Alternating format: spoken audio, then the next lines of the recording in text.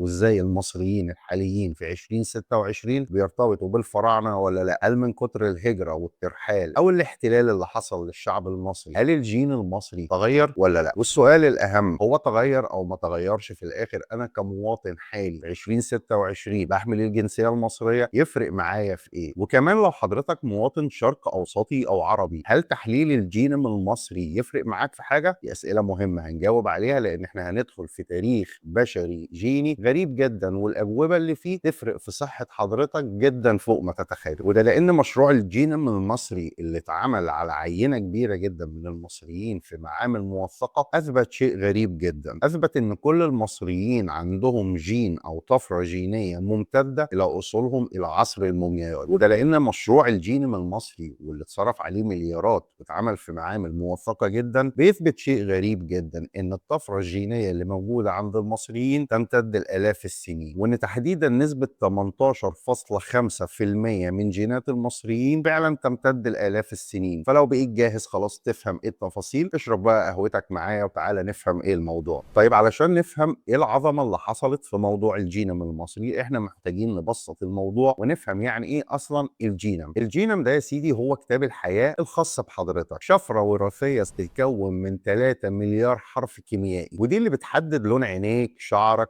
طولك، شكلك، لون شعرك، ودي كمان بتحدد الامراض اللي ممكن تواجهها في المستقبل. هي دي اهم نقطه في الموضوع. طيب سؤال مهم، هل المصريين اول ناس يشتغلوا على الجينوم المصري؟ الحقيقه لا، شركات الادويه والعالم كله شغال على مشروع اسمه الجينوم العالمي او الجينوم البشري. لكن السؤال، العينات اللي كانت بتتاخد علشان يحددوا فيها الجينات وبالتالي يتم تحديد الامراض او تحديد الادويه الخاصه بيها، مين كانت العينه؟ هل كانت الشخص الاوروبي، الشخص الامريكي، الشخص الافريقي؟ هو الموضوع طلع واضح ان كل مجموعه شعوب ليهم جينوم خاص بيها، وعلشان كده مصر خدت الطريق ده.